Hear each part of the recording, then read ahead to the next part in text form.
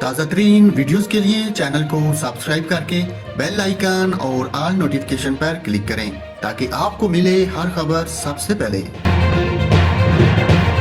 ناظرین آپ کو بتائیں اب بجلی کے بعد فون کالز کی بھی لوڈ شیڈنگ ہوگی، ٹیلی کام نے خبردار کر دیا۔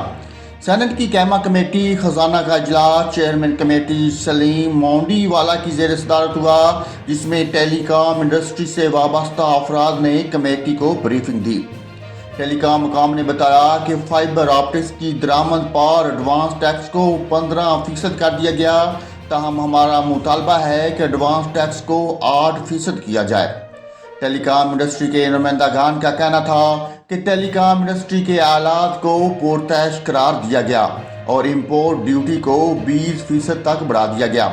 ان کا کہنا تھا کہ باہر سے فائبر آپٹکس منگوانا مشکل ہو گیا ہے۔ پاکستان میں صرف 10% ٹاور پر فائبر کا استعمال کیا گیا ہے۔